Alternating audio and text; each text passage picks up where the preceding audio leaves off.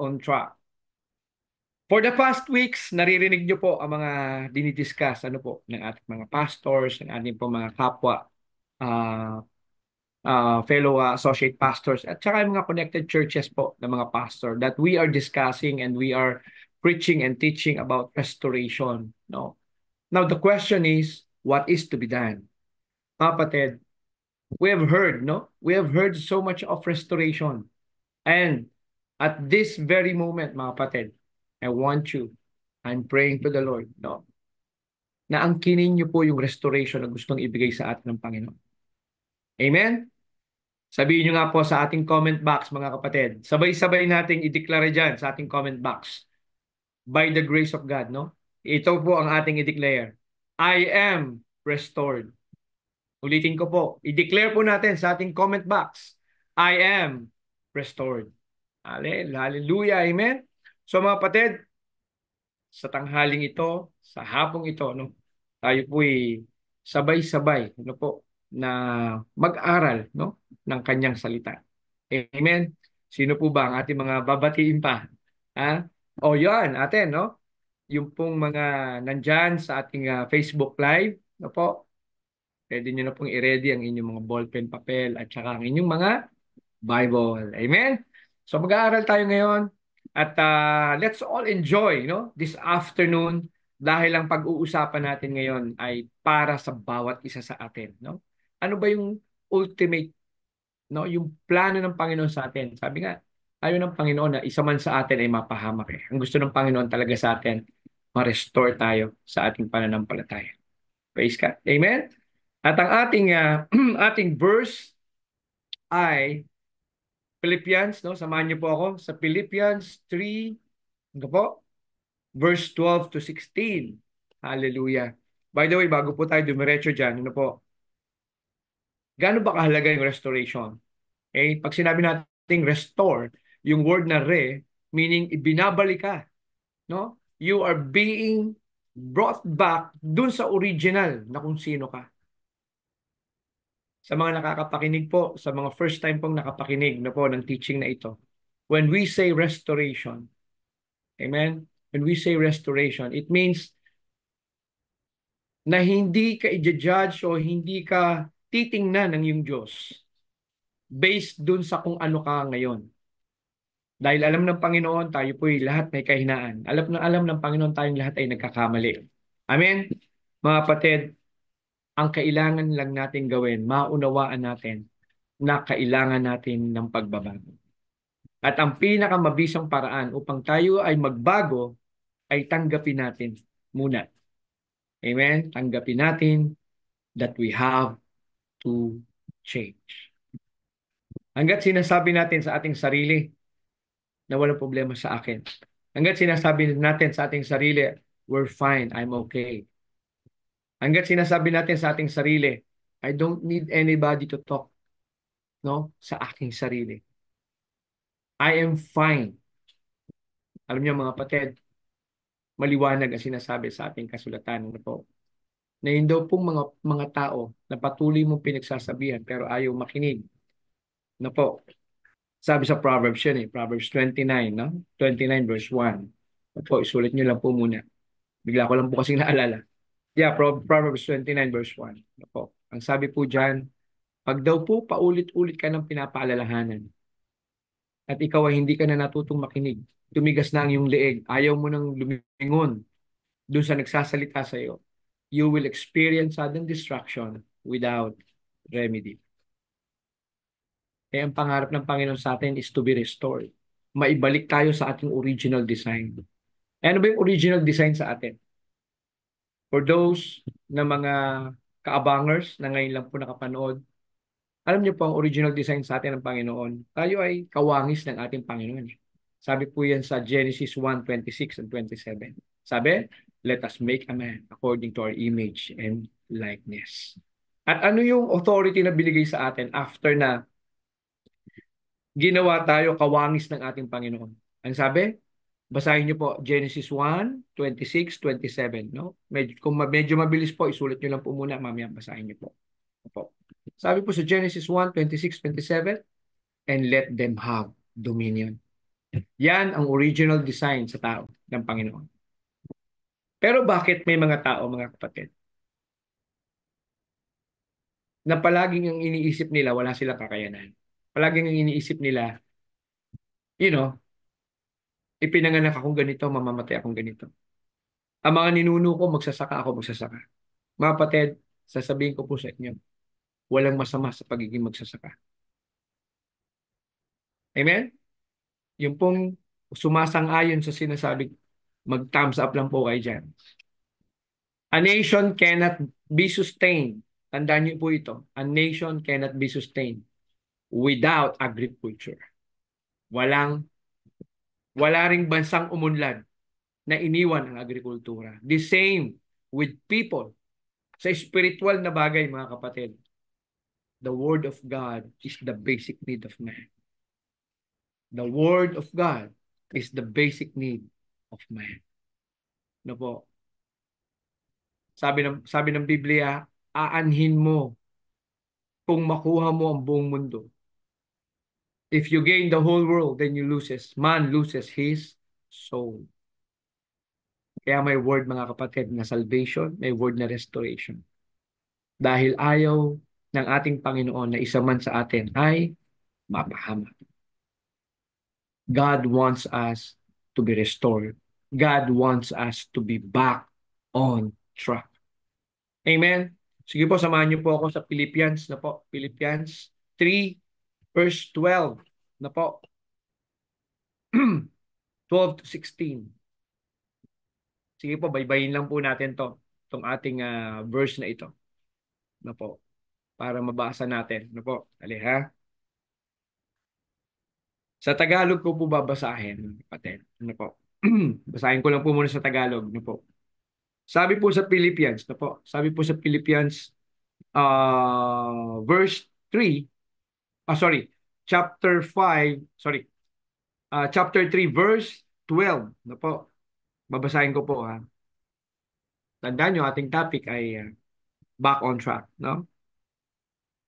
Na tayo manatili dun sa ating, kumbaga magpatuloy tayo patungo dun sa ating mga dapat puntahan na ipinapagawa ng ating Panginoon. Amen? So ito po, basahin natin. Hindi nakamtan ko na ang mga bagay na ito, sabi ni Pablo. No? Hindi rin na ako'y ganap na. Ngunit sinisikap kong makamtan ang gantimpala sapagkat ito ang dahilan kung bakit ako'y tinawag ni Kristo Jesus. So mga kapatid, maliwanag. Ano? May purpose ang Panginoon at dun sa purpose ng Panginoon, may reward ang Panginoon sa atin. Verse 13, mga kapatid, hindi ko ipinapalagay na nakamit ko na ito. Ngunit, isang bagay ang ginagawa ko ko, no? Habang nililimot ko ang nakaraan at sinisikap na marating ang layunin nais kong makamtan. Kapatid, ito yung nangyayari sa atin eh. Ito yung crunch time. Itong verse 13. Kung bakit you have to be back on track. And before you have to, bago ka makabalik dun sa track na yan, na binigay na sa iyo ng Panginoon, you have to be restored in the Spirit. Kung nakikita niyo po yung background natin, na po, yung background, mapansin niyo, yan ay release ng trend, na po. Alam niyo po dati, may kasabihan, no? Pag daw gusto mong makauwi sa'yo, sa inyong bahay, o yung ikay matagal na malayo ng inyong biniyahe, sundan mo lang daw yung release ng trend. Makakabalik ka sa iyong pinanggalingan. No? So mga kapatid, tuloy ko lang. Ano? Sa verse 14, sabi dito, nagpupunyagi ako patungo sa hangganan upang makamtan ang gantimpala ng pagkatawag sa akin ng Diyos sa pamamagitan ni Kristo Jesus. Ang buhay na nasa langit. Verse 15, ganyan ang dapat maging kaisipan nating mga matatag na sa pananampalataya. Kung hindi ganito, ang iyong pag-iisip, ipapaunawa iyan sa iyo ng Diyos. Ano ibig sabihin mga kapatid? Kung sakali man dumating sa panahon na ikaw ay hindi mo maintindihan, keep the faith, stay in your faith, be steadfast. Ang sabi ng Panginoon, ipapaunawa niya sa iyo. Kuminsan sa buhay natin ganyan. May nangyayari sa buhay mo, gusto mong ma-explain, gusto mong maunawaan. Pero yun yung mga panahon, mga kapatid, na mas lalo mong dapat panghawakan ang iyong pananampalataya. Dahil yan po yung sharpening time natin. You are being sharpened in the spirit when times you don't know what's happening, but you keep the faith and you give your trust fully to God. Amen? So sabi po dito sa 16, ang mahalaga ay panghawakan natin ang ating nakamtanan. Ano yung nakamtanan natin na dapat natin panghawakan? Una, yung kaligtasan. Pangalawa, yung pananampalatayang binigay sa atin ng Panginoon. Di ba? Sabi, salvation. Di ba? We are saved by grace through faith. And this is not of your works, so that no one can boast. Wala daw pong makapagmayabang dahil ang ating pagkaligtas ay hindi bunga ng ating mga gawa, kundi bunga ng biyaya ng ating Panginoon, bunga ng ating pananampalataya. Amen? So ngayon mga kapatid, binasa ko po sa Tagalog yung ating anchor verse. Ano po? Yan po yung ating anchor verse, mga kapatid. Ano po? Philippians 3 verse 12 to 16. Ngayon, bakit mo ba kailangan siguraduhin na ikaw ay makabalik on track o dun sa gusto ng Panginoong tahakin mo sa iyong buhay? Number one, dapat natin maunawaan mga kapatid, na kapag tayo po'y lumabas sa salita ng Panginoon, God is not obligated to bless us or to protect us.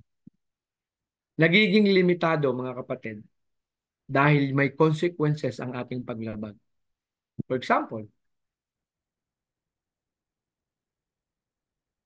lumabag ka o nag-violate ka sa isang traffic rule, di ba? May violation yan.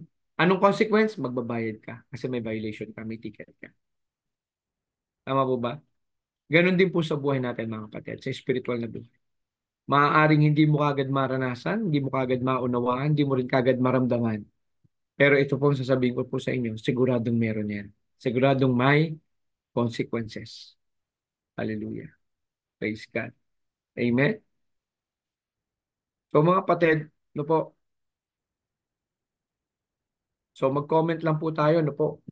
Kung meron po tayong mga naisabihin, merong i-share, no po. Amen. So ngayon, bilang introduction, no po, basahin po natin yung Acts, no po. Acts 5:38 to 41. Dito sa tagpong to, mga kapatid, kung naalala niyo po si Pedro, si Peter at si John, no? Na nung sila ay ginulpe, kinulong uli, ginulpi na naman, at sila ay pinakawalan. Ano po? Ito yan. At nakialam na yung teacher na ang pangalan ay Gamaliel. Ano po? Si Gamaliel ay teacher ni, naging guro, no? Naging guro ni Paul. Ano po? Si Paul, no po, is Jew by origin. Okay? Ang kanyang citizenship, ang kanyang lahi at pinanggalingan niya ay Hudyo. Ano po? Paul is Jew by origin, Greek by education. Doon siya nag-aral. And Romans in his citizenship. Kaya kung maalala nyo, nung sila ay ikinulong at ginulpe, anong sabi? Hindi ako papayag na kaming mga Romano, sabi ni Paul. Kaming mga Romano. Romano kami. Kami kinulong nyo, kami sinaktan nyo ng walang dahilan. Hindi nyo alam na kami Romano? Tawagin nyo ang inyong mga opisyal. Diba? At doon lamang siya pumayag. He is Jew by origin, Roman by citizenship, and Greek by education. Kaya napakatalino din po talaga nitong si Paul. Si Paul, kung maalala nyo, siya po ay si Saulo before. Opo, na nung siya in-encounter ng Panginoon sa gitna ng disyerto ng Damascus. No po, siya po ay from there on, no po, nung siya po ay naglingkod na sa Panginoon, siya po ay naging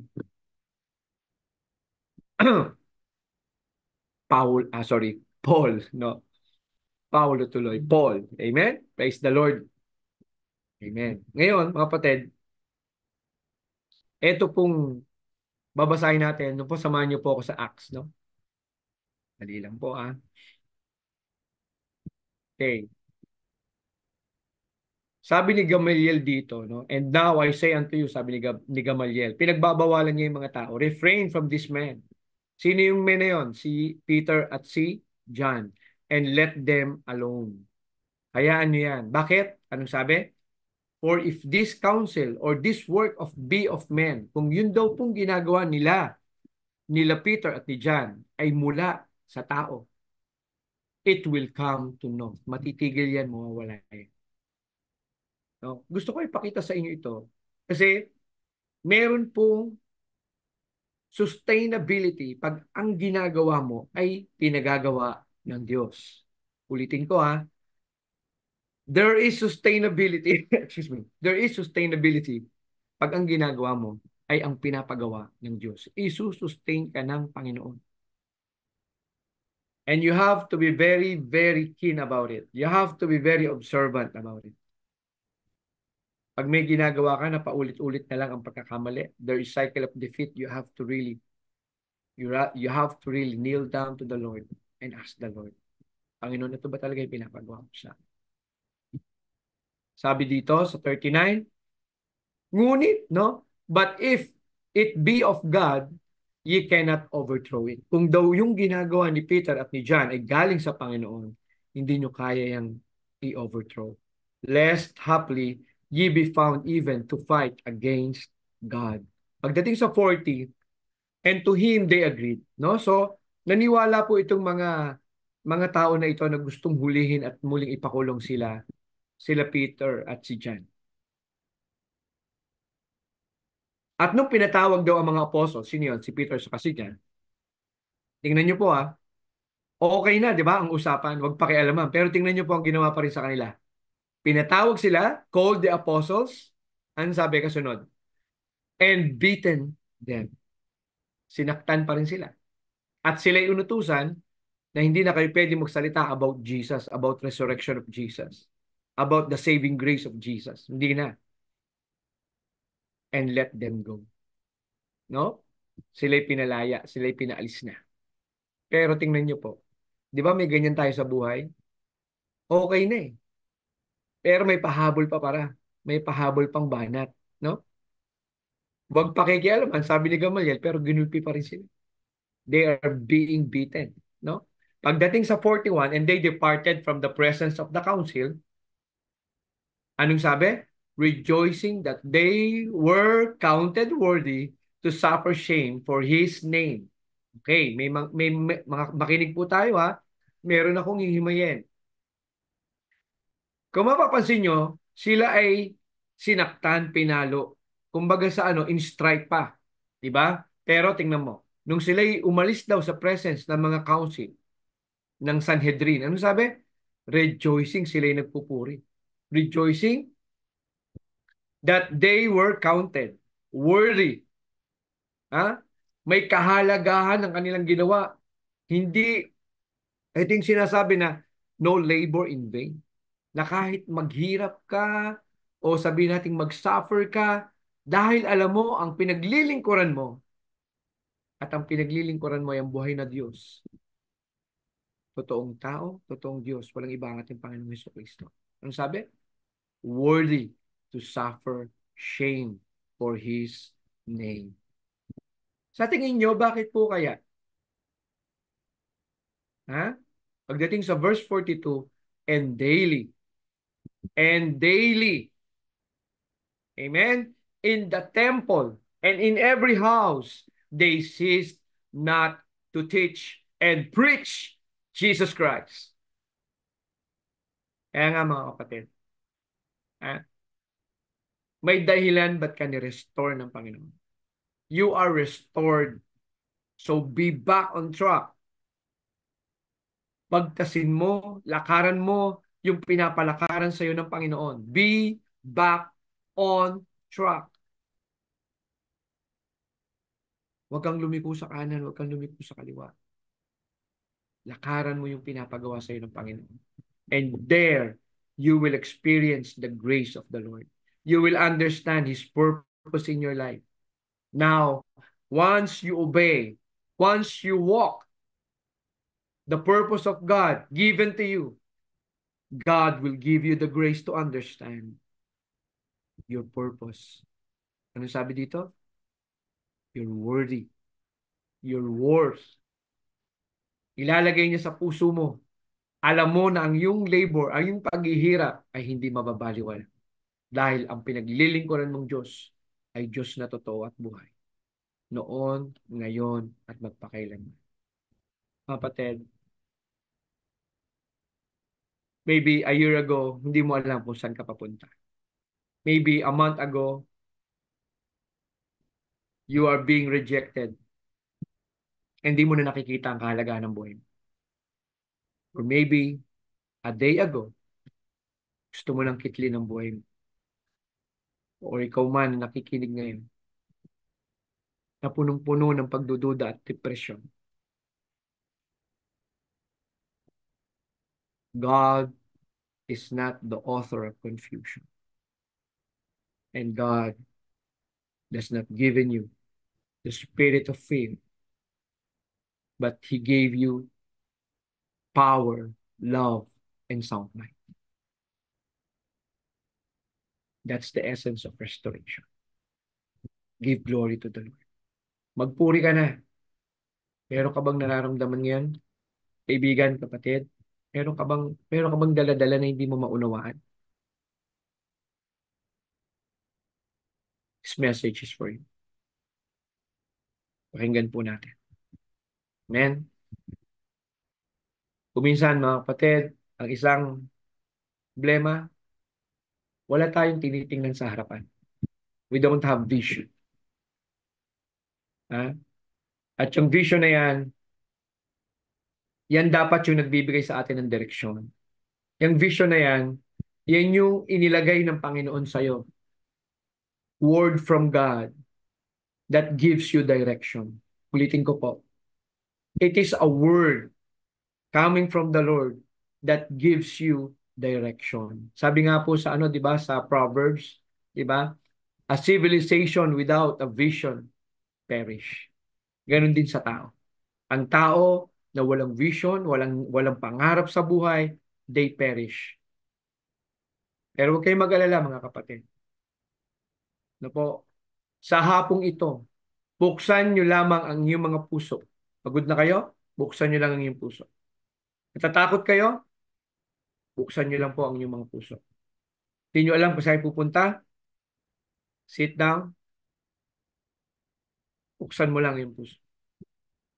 Ito yung time, appointed time for you to hear this message. Kaya nandyan ka, kaya nakakapakinig ka.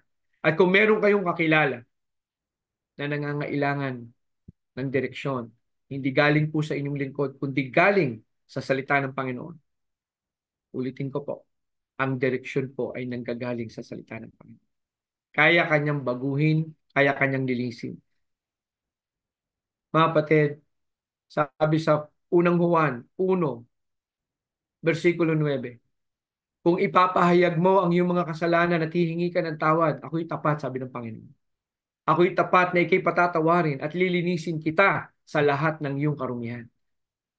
If you confess your sin, I am just to forgive all your sins and to cleanse you from all your iniquities or your filthiness.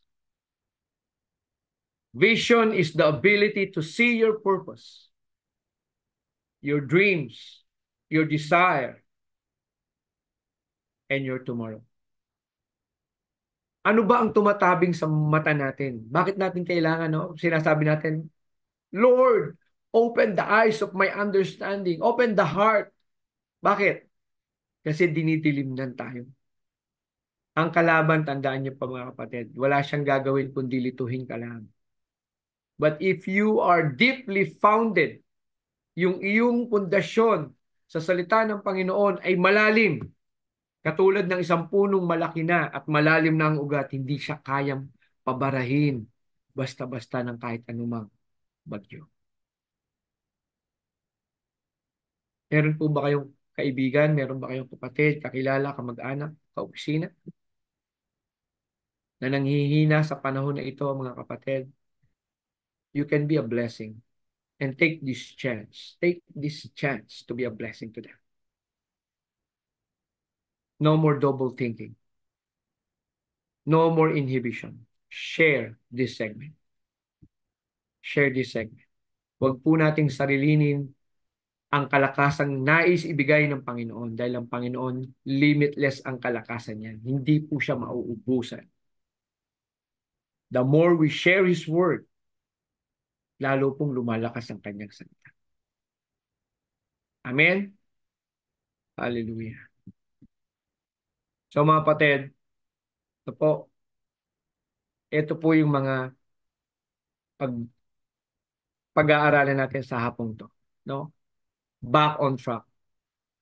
Maaaring meron kaguluhan sa isip mo.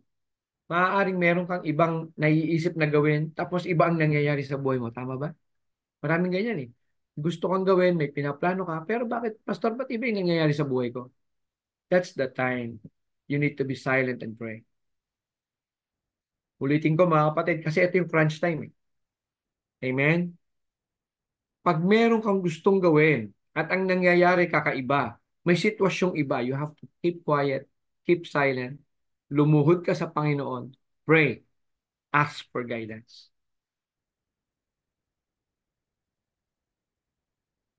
Yung iyong talino, yung iyong galing, limited yan.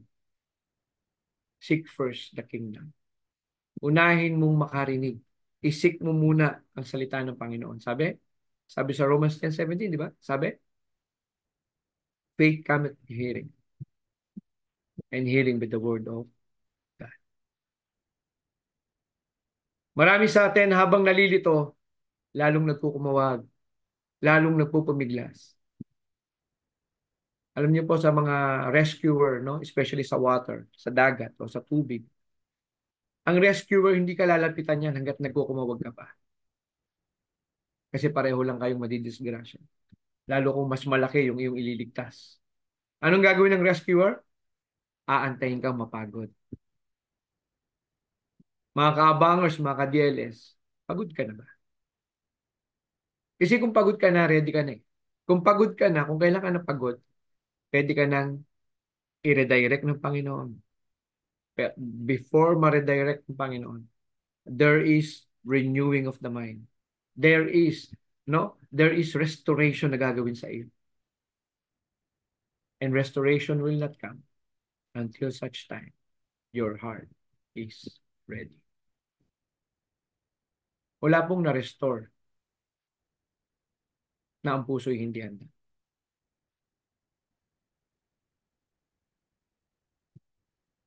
Amen? You have to prepare your inner man, your spirit. Amen? So, sa hapong to, meron tayong pag-uusapan, ano po. In order for you to be back on track, you have to learn to walk with Christ, to focus with Christ, or to zero in. And while doing them both, you have to mature. Hindi ka na dapat maging tampuhin. Hindi ka na dapat maging matatakutin.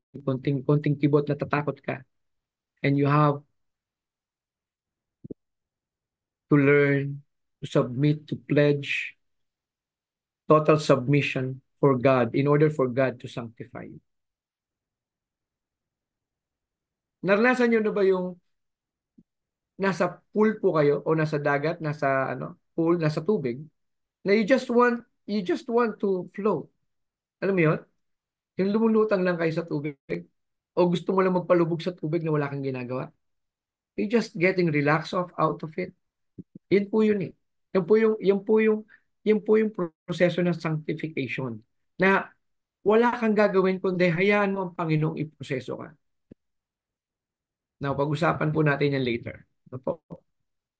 Amen? Basahin natin sa English yung Philippians 3 verse 12.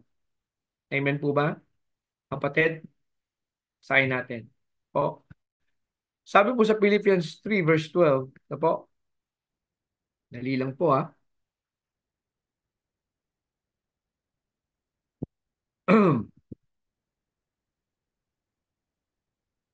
Ayan.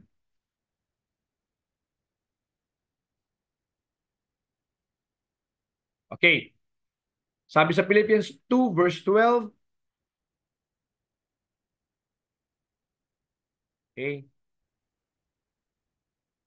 not as though I had already attained. Okay? Either were already perfect, but I follow after, if that I may apprehend that for which also I am apprehended of Christ Jesus. Sinasabi dito ni Pablo na hindi malakas ang loob ko. Hindi ako mukhang, I mean, ang gustong sabihin dito ni Pablo, maaaring tinitingnan niyo ako ng buong buo na napakagaling ko at na akala niyo narating ko na yung estado na gusto ng Panginoon. Hindi pa. Pero ang pinanghahawakan ko ay ano yung pinanghahawakan ni Pablo? Yung pananampalatayang natutunan niya. Okay, mga kapatid, gusto ko unawaan niyo to. Ang Panginoon, hindi, ang requirement ng Panginoon sa tao, hindi kanya hayaang maging perfect bago kanya gamitin. Ang gusto ng Panginoong mangyari sa tao, maunawaan ng tao na ang Diyos kaya siyang baguhin, ang kailangan niyang gawin sumunod. Diba sinasabi sa Biblia, aanhin pa ang hope kung nakikita mo na. Aanhin pa ang pananampalataya kung yung inaasahan mo, andyan na. Hindi mo na kailangan ng faith. Kaya hindi po ipinapakita ng Panginoon sa atin dahil God want us to develop our faith. Ang tao gusto niya, kita niya lahat. Ang mature Christian walk by faith. Alam niya kung gaano kahalaga na matutunan ng bawat isa sa atin na tayo ay matutong lumakad, ah, lumakad sa pananampalataya. Lahat po tayong may gray moments, mga kapatid. No? Ginamit ko lang yung word na gray para masabi nyo na may kalabuan. Ha? Pero sa totoo lang, hindi po kalabuan yun. Kasi kung ikaw ay nasa Panginoon, wala ka namang pupuntahan kundi katagumpayan. Amen? Ulitin ko. Pag ikaw ay nasa Panginoon, wala ka namang ibang direksyon at wala kang ibang pupuntahan kundi katagumpayan. Amen? Ngayon, paano nangyayari na pumapasok sa isip ng tao na sila'y natatakot, nawawala sa focus? Ha? Pag sila'y, nangihina. Konting may mangyari, nauuga kagad ang pananampalataya. Kaya sinasabi dito ni Pablo, hindi sa narating ko na. Hindi dahil ako'y perfect na. Ha? Ngunit, dahil sinusunod ko, no, ang ating Panginoong Hesukristo. Kapatid, kung minsan dadating sa buhay niyo, mga punto na hindi mo maunawaan at hindi mo ma-explain, kung minsan hindi mo rin makita sa Bible. Pero hindi ibig sabihin wala sa Bible. No, Bible is complete. Nga lamang, limitado pa ang kaalaman natin sa salita ng Diyos. Praise God. No po? Limitado pa ang ating kaalaman sa salita ng Panginoon. Kaya nga po kailangan nating magsikap. Kaya sinasabi dito, no? Sikapin natin, magsikap tayo towards sa goal, toward doon sa gustong ibigay sa atin ng Panginoon. Hallelujah. Amen? So number 1, walk with Christ. No? Yan yung verse 12 no po, ng Philippians 3. Amen? Babaybayin natin to, yung verse 12 hanggang 16. At ano ba ang itinuturo natin dyan? Sabi po dyan, to walk with Christ is to labor with Christ. It is equal to abide in Christ. Bakit? Sabi sa John 15:5, di ba? You are the branches, I am the vine. Ako ang totoo na pinanggagalingan ng kalakasan. Ha? Ako yung nakakonect na totoong source na nagbibigay sa iyo. Pag pinutol mo yung branch doon sa vine, mamamatay ang branch. Kaya nga mga kapatid, mga magulang na nandyan, na po, nais ko pong ipamanhik sa inyong mga puso. Ipaunawa po natin sa ating mga anak, sa ating mga mahal sa buhay, na ang mga anak natin hindi po pwedeng magdesisyon ng hiwalay sa kaalaman ng ating mga magulang. Kapag ang ating mga anak ay nagdidesisyon hiwalay sa kaalaman, ha? Nasusundan niyo po yung dynamics? Nagdidesisyon ang mga anak natin ng hindi alam ang magulang. Putol. Kaya ang nangyayari sa ating mga anak, nanlalambot, nangihina sa spirito, they become malnourished in the spiritual life. Pero mataba sila sa kaalaman ng mundo. True? Kaya po mga kapatid, lalo tayo magpakalalim sa salita ng Panginoon. Lalo po nating hingin sa Panginoon ng gabay, ating pagkatatag sa pananampalataya, pagtatiyaga. Di ba? Sabi sa Romans 5, 3 to 5. Ano po? Mamaya basahin niyo lamang po. Romans 5, 3 to 5. Na hindi ka lang magagalak, kundi magalak ka rin doon sa panahon na ikaw ay may tribulation. Dahil ang tribulation ay nagbibigay sa iyo ng karakter, patience, wisdom, natututo ka dyan. At hindi mo alam, habang dumadaan ka dyan sa tribulation na yan at kumakapit ka sa iyong pananampalataya, ginagamit mo ang pamantayan ng salita ng Panginoon. Kahit anong sabihin ng iyong mga kaibigan, ikay sumusunod sa salita ng Panginoon. Hindi mo namamalayan, ikaw ay isa ng, sabi kanina, perfect. Sa ibang salita, ang ibig sabihin po ng perfect, mature in the spirit. Na ikaw yung tao na kahit anong makita, anong maranasan, alam mo na ito'y parte lang sa proseso ng Panginoon. Na ito'y hindi pagpapahirap sa iyo, kundi ikay pagpapalakasin ng mga nararanasan mo. Kayo pong mga nandyan, mga kaabangers, mga ka-DLS, mga kaibigan, mga minamahal, mga first time na nakapakinig. Even yung mga matagal na pong mananampalataya. Gusto ko pong linawin sa ating lahat na anuman ang ating nararanasan. Hindi po yan, kung minsan di mo matanggap yung nangyayari sa iyo, hindi ba? At doon sa logical thinking mo, ang pakiramdam mo, yung nangyayari sa iyo ay nagpabaya ang Panginoon. Lord, ba't mo ko iniwan? Hindi. Don't entertain these thoughts because these thoughts don't come from the Lord. This is coming from the devil. Gusto niyang hilahin pababa ang iyong pananampalataya. Ha? Punuin ka ng doubt para ikaw mismo mawala. Mawala ka sa trap. Mawala ka doon sa rilis na dapat mong daanan upang ikay makarating pabalik doon sa iyong Ama. Amen? So when you walk with Christ, hindi yan bed of roses. May mga bibitawan ka, including your friends. May mga bibitawan ka, mga lumang gawi, mga habits, na ang sinasabi mo sa iyong sarili at sa iyong mga kaibigan at sa iyong sa iyong pastor, sa iyong elder na, Pastor, diversion lang naman to. Libangan lang naman to. Pero ito sasabihin ko po sa inyo, kahit paano ang gawin mong description dyan, kung yan ay labag sa salita ng Panginoon, let it go.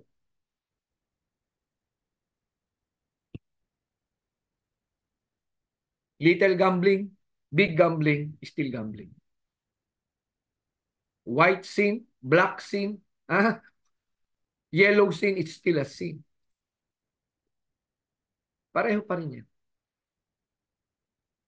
At dyan mo malalaman, ready? Dyan mo malalaman kung sino talaga ang pinaglilingkuran mo. Sabi ni Joshua sa Joshua 14:24, choose you this day whom you serve. Joshua 14:24 yan. Amen, Lord? Yes. Joshua 14. Yeah, 14:24. Pakitingnan po kung tama po. No? Yeah. Kung anong ipinamumuhay mo, makikita kung sino ang dinidiyos mo. Ganun kasimple yun. Kung anong klaseng paglakad meron ka, malalaman mo rin kung sino ang iyong kasama. Pag ang lakad mo ay papunta doon sa kumukuti-kutitap, alam mo na kung sino kasama mo. Pag ang lakad mo ay papunta doon sa maraming tumitila na manok, na may kubol na malaking ganon, ha? Of course, hindi pa puntang simbahan yun. Nakakita ba kayo ng sabungero na ang dala ay Bible? Wala. Ang sabungero, ang dala-dala ay Biblia. Sorry, ang sabungero, ang dala ay manok. Walang sabungero na dala ay Biblia. So mga kapatid, sa Santiago, sa James, makikita nyo to na ang nakalagay po doon sa James 2, James 2 verse 17, no po, pakibuksan nyo na lamang po, no? Sasabihin ko na lamang po, kukwento ko lang po. Sabi sa James 2:17, ang pananampalatayang walang gawa ay patay. So, ibig sabihin, mga kapatid, ang sinasabihan po dito yung mananampalataya na, okay? Ang James 2:17 is not for salvation. It's for Christian, for believers, for them to display their belief as Christian, sa tamang pamumuhay. At pag tinignan niyo yan, pag binalikan niyo yan sa verse 1, sa James 2 verse 1, makikita nyo kagad dyan sa verse 1, mga kapatid, my brethren. So, ibig sabihin, ang pinapatungkulan nito ay mga kapatiran o ligtas na o nananampalataya na sa Panginoon. So, ito mga kapatid, hindi mo pwedeng sabihin na ikaw ay mananampalataya o Christian. No? Let it be, mga kapatid, whatever religion you have. Okay? And compassing sa lahat ng religion. Okay? Pag yung nakasulat sa Biblia at yung pinapamuhay at sinasabi mo wala sa Biblia, you have to question kung totoo ka bang ligtas. Kasi ang totoong tumanggap sa ating Panginoon, ha,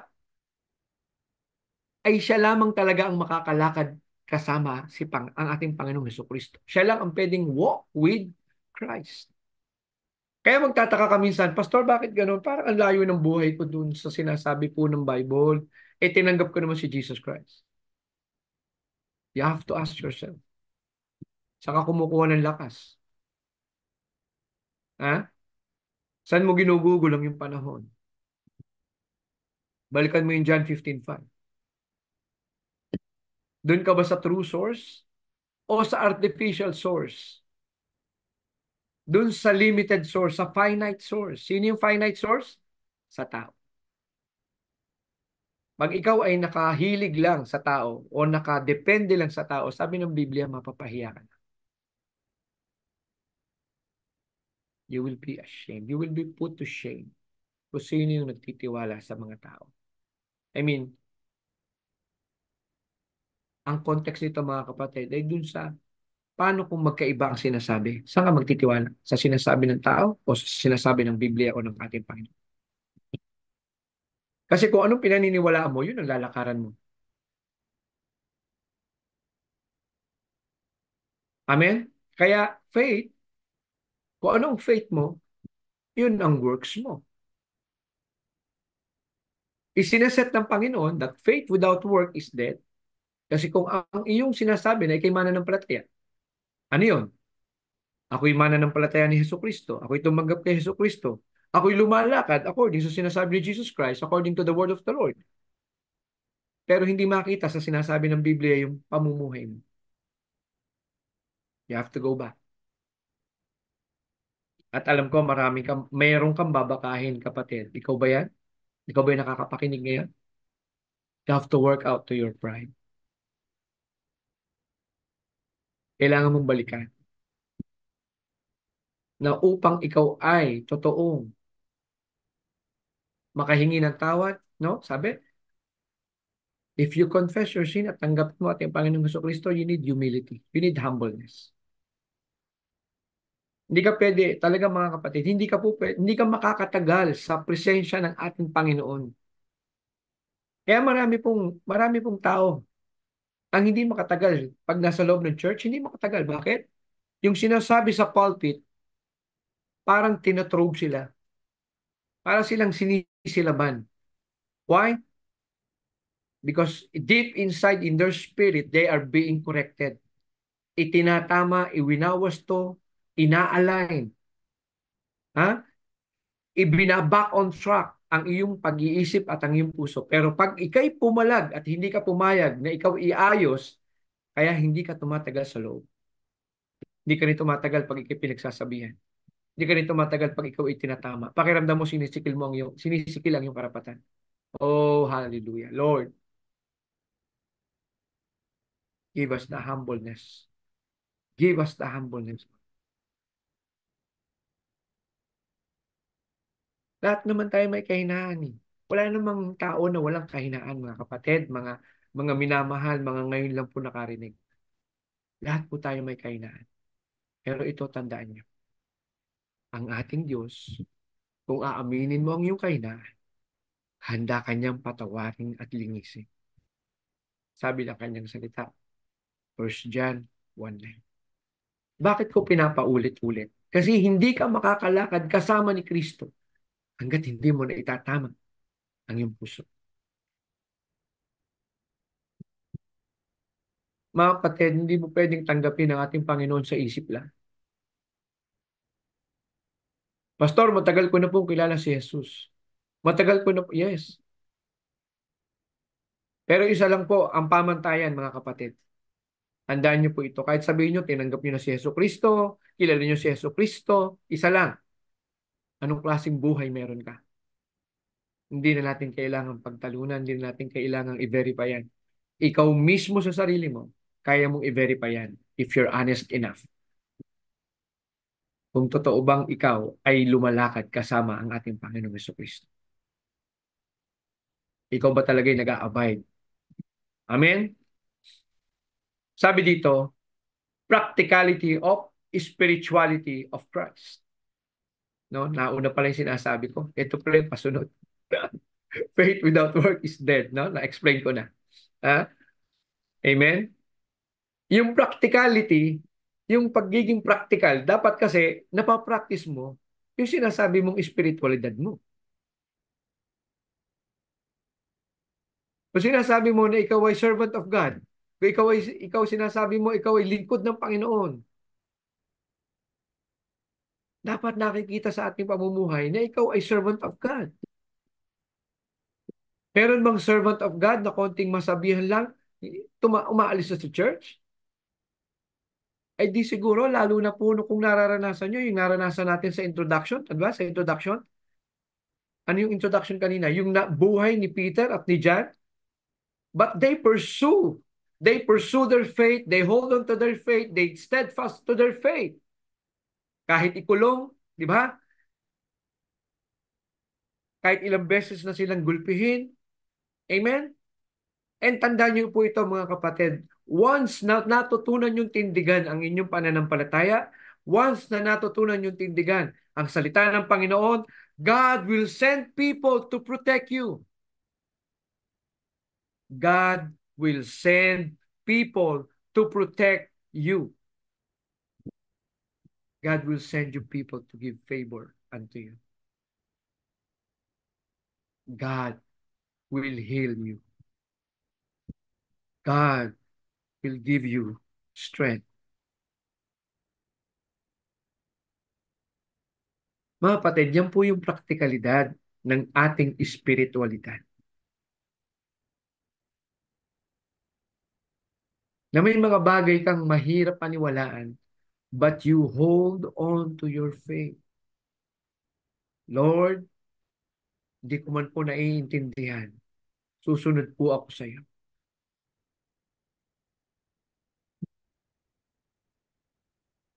Ang ating church po, ano po, lalo po doon sa mga bisita po namin.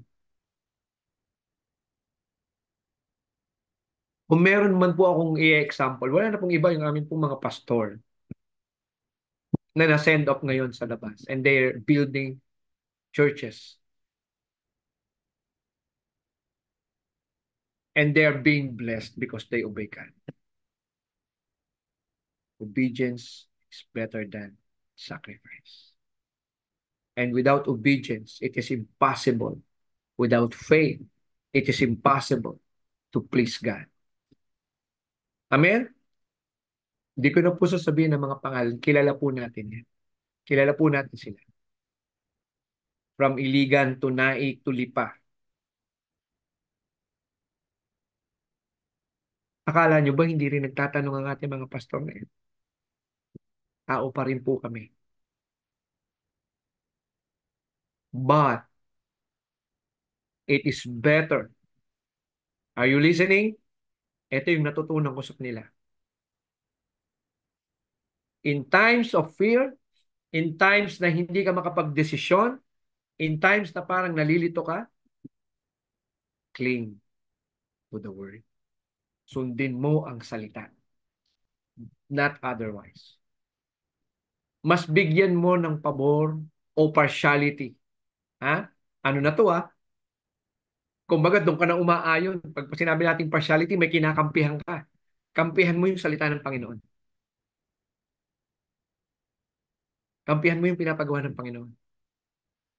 Hindi yung nakikita mo yung mawawala to sa buhay mo, no? But I'm sure, hindi man natin alam, may mga give up ang ating mga fellow pastors just to build the kingdom of God. Yan po yung paglakad kasama si Hesus Kristo. Amen? Kapatid, yan yung paglakad kasama ng ating Panginoong Hesus Kristo.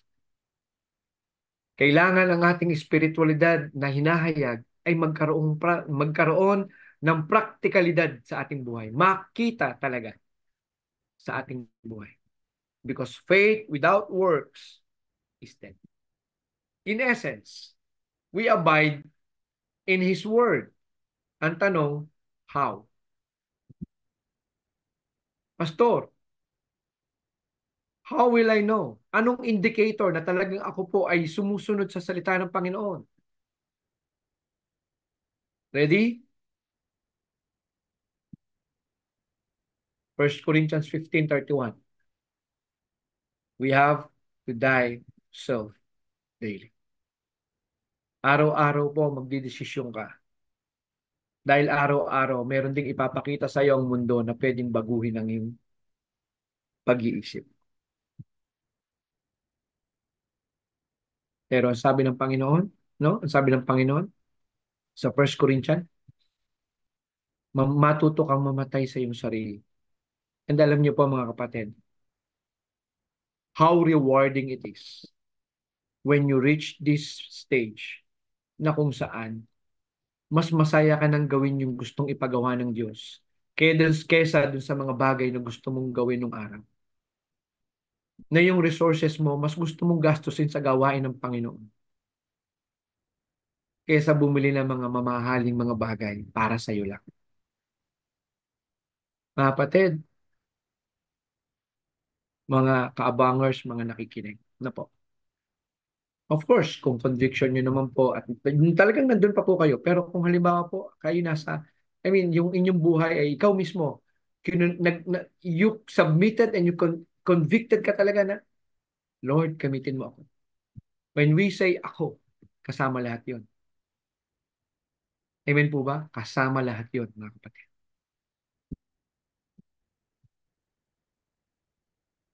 Kung yung kaluluwa mo nga ipinagkatiwala mo sa Diyos, bakit hindi natin maipagkatiwala ang resources natin? Alam naman natin na ang Diyos pa rin ang pinanggalingan ng ating lahat ng resources. We can talk all night, all day about walking with Christ, mga kapatid. Kaya lang, hanggang alas 4 lang tayo. When we say, walk with Christ, buong buhay mo yan eh. Amen? Buong buhay po natin yan. When we talk about walk with Christ. Amen? At itong sinasabi natin ngayong hapong ito, mga kapatid, Itong sinasabi natin ngayong habang ito. Ready? Ito yung struggle ng karamihan ng mananampalataya kung bakit hindi sila magamit excellently and accelerating sa gawain ng Panginoon. Kumbaga sa motor, palagi naka-reserve. Kapatid, try it. Subukan nyo. Subukan nyo, mga kapatid.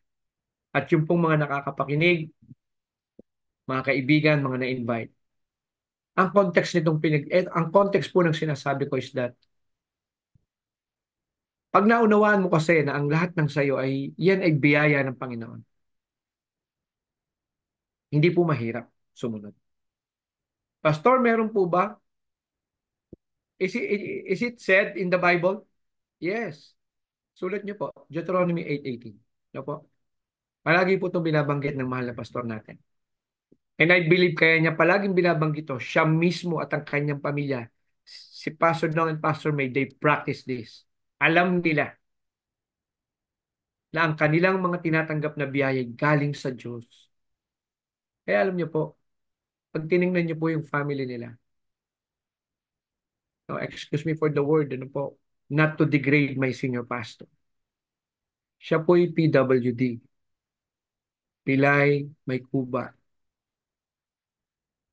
Hindi po siya, nakaaral po siya pero hindi po mataas ang kanyang pinag-aralan.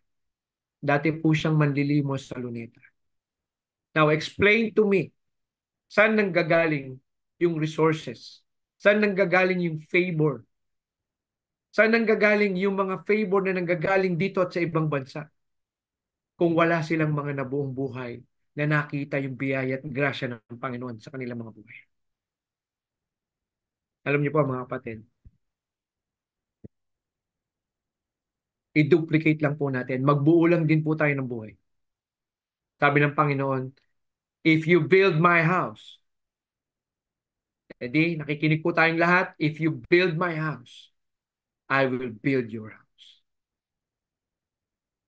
Hindi po sakim ang ating Panginoon. Hindi po siya one-way ticket, mga kapatid. O single, one-way road. Hindi. You cannot outgive God. Ha? At kami, mismong aming pamilya, nakita po namin yan sa buhay namin. Hindi namin kayang i-outgive ang kayang ibigay sa amin ng Panginoon. Alam niyo po, mga minamahal, hindi ko nababanggitin yung ibang mga bagay. Pero paano mo tatapatan ang binagong buhay at inayos na buhay ng Panginoon? Wala pong katapat niya.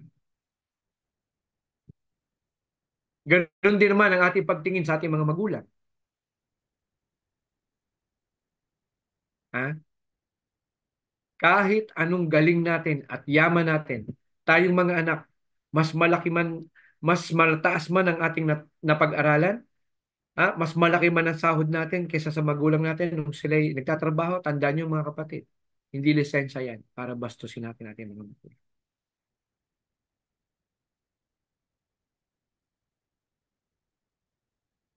Sabi sa Ephesians 6 verse 1, di ba? Sabi sa Ephesians 6 verse 1, ano sabi? Obey your parents in the Lord. Honor your father and your mother. Yung una, obey your parents in the Lord. Ito yung mga spiritual parents natin. Bawat isa sa atin, we should have our spiritual parents. Meron ka dapat pinagpapasakupan sa iyong spiritual na buhay. Mga kapatid, hindi po sapat na ikaw ay nakakabasa ng Biblia. Hindi sapat na ikaw ay nakakarinig ng salita ng Panginoon tuwing linggo. Kailangan pong ikaw ay merong kang magulang sa pananampalataya. Katulad ng ginawa ni Paul kay Timothy.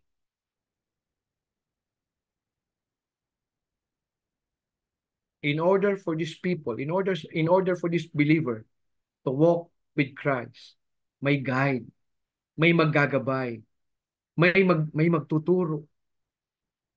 Nakakita ba kayo ng bata na pinabayaan ng magulang na, oh na, kumain ka lang dyan sa sahig ha? Pag marunong ka lang tumayo, ay di tumayo ka mag-isa.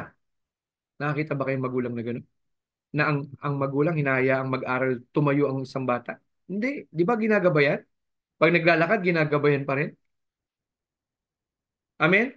Now, ito yung ibig sabihin ng walk with Christ, mga kapatid. Pag sinabi nating walk with Christ, i-consider nyo na yung buong buhay mo na ito'y aayusin ng Panginoon, na ito'y ipapaayos mo sa ating Panginoon. Hahayaan mo may magsalita sa iyong buhay.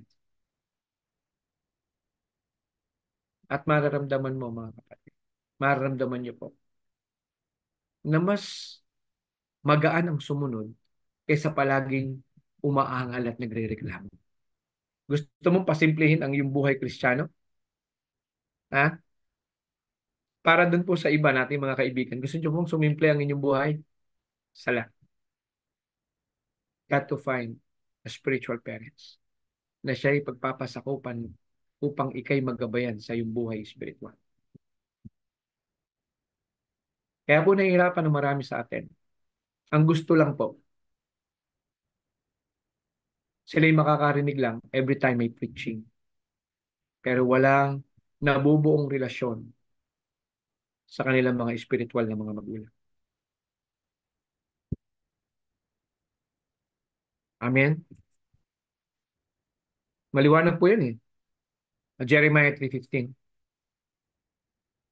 Sabi sa Jeremiah 3:15, I will send you sorry. Yeah, a shepherd. No? A shepherd who will teach you. I will send you a pastor from my heart. And he will teach you wisdom and understanding. Knowledge and understanding. Meron po talagang kailangang kang pagpapasakupan in order for you to walk with Christ. May gagabay talaga sa iyo. Huwag niyo pong putulin yung proseso sa tao. Diyos, meron kang nakaset na tao para sa iyo. At sabi sa Bible, ito yung pastor, ito yung magulang mo upang ikay gabayan. No? Alam niyo po, 2014, na unang-una ko tong narinig kay pastor.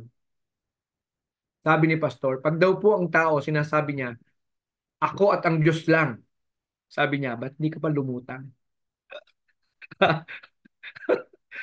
Hindi ko makalimutan yung salitang yon, no, bago ako bumalik. Nag-OFW pa po ako noon. Naka-attend lang po ako ng training dito sa The Hub of Christ. 2014. At yung mga narinig kong salita noon, hindi na po makalimutan ang aking puso. Ano po? Now, ano ba pong kasunod? Sabi po sa Philippians 3:13, Brethren, I count not myself to have apprehended. But this one thing I do. Eto, mga kapatid. Bakit may mga tao na hindi makapagpatuloy? Ba't mga tao na hindi makaback on track? Bakit may mga nawawala doon sa dapat nilang puntahan? Bakit may nawawala? Kasi hindi nila ma-distinguish anong gagawin nila sa past and future. Pinaghahalo nila sa kanilang buhay. The same. No? Ready? Makikita nyo tong analogy na to. Kahit pamilya, alam nyo po bakit ang pamilya gumugulo? Sana po magabayan kayo nitong salitang to. Amen? Lalo yung mga parents bago pa lang nagpapamilya at mga matagal na nagpapamilya. Hanggang ngayon po ba naniniwala kayo na ang pamilya o ang family ay isang democratic institution? This afternoon, you have to change that. There should be renewing of your mind. Do not conform to this world. Sabi sa Romans 12, verse 1 and 2. Do not conform to this world. Ang sanlibutan, ang palagi nilang pinaniniwalaan, madali nilang paniwalaan, karapatan, karapatan, right, right, right. Well, I'm telling you mga kapatid, ang sabi ng mundo, karapatan.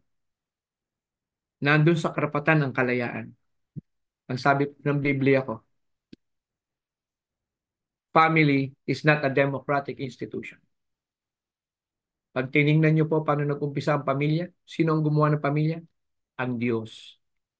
Kaya, pag binasa niyo ang Genesis, So meaning, family is a theocratic institution. God-centered institution. Kaya, mga kapatid, isi-zero in ko na. Kung ikaw yung pamilya, kayo yung mag-asawa, kayo yung magulang, na hanggang ngayon pinagsasama niyo yung secular standard at saka spiritual standard, that's the very reason bakit kayo nalilito at nagkakagulo. Hindi niyo pwedeng pagsamahin yan sa loob ng tahanan. Dahil ang loob ng tahanan ay pinamumunuan ng isang Diyos, ng ating Diyos at ng kanyang salita. Pag po ang sinunod nyo, tandaan nyo to, pag ang sinunod nyo sa loob ng tahanan ay yung secular na pamantayan, na ikaw may karapatan, ako may karapatan, o tingnan nyo po ang mangyayari sa mag-asawa. Di ba palaging deadlock? Amen? Palaging deadlock. Ano siya sabihin ng lalaki? Oy, karapatan ko to. Sabihin ng babae, bakit ikaw lumabay karapatan? Ako rin may karapatan. O ngayon, sino ngayon? Ha? Sino ngayon? Sino ngayon na magpa-facilitate doon sa karapatan niya at karapatan mo? Ang karapatan, mga kapatid, no? Yan ay nakadesign, gamitin mo kung ikaw ay nasa tamang pag-iisip dahil daladala mo ang Espiritu Santo. It is the freedom to do the will of God. That's the essence of freedom, not to do what you want. Kaya gumugulo ang mundo, magulo ang pamilya dahil dyan. Sa maling konsepto ng kalayaan. Sa maling konsepto ng karapatan. I count not myself to have apprehended, but this one thing I do. Ha? Maraming Kristiyano hindi pa rin nila makalimutan. Forgetting those things which are behind. Alam niyo po, yung mga nangyari sa atin, 5 years ago, 10 years ago, 15 years ago, 20 years ago, matuto na lamang po kayo dyan. And reaching forth unto those things which are before. Tandaan nyo, you can be in two places in one time. Hindi po pwede na inaabot nyo ang inyong future at the same time namumuhay kayo sa inyong nakaraan. Ulitin ko po. Hindi po maaari na gusto nyong abutin yung inyong kinabukasan pero patuloy kang namumuhay sa sama ng loob, sa kabigatan, sa hindi pagpapatawad, sa away ng nakaraan. You have to let it go. Kailangan nyo pong bitawan yung mga yan, mga kapatid. Unforgiveness is poison to your heart. Kaya hindi ka makabalik on track, may iniingatan kang sama ng loob. Bakit ka pa iwas-iwas pag nakita mo ang taong to? Meron ka pa rin sama ng loob. Bakit hindi ka makasunod kay pastor pag sinabing ganito? Ha? May pride. Merong hindi mabitawan. Kaya mong i-give up yung pagbabasa ng Bible at pagpe-pray sa umaga, pero hindi mo kayang i-give up yung paglalaro sa loob ng isang araw, 6-8 hours. So, ang sabi natin, kung kanino ka nagpapaalipin, yun ang dinidiyos mo. Wow. So, ibig sabihin, marami palang tao na ang dinidiyos ay gadget.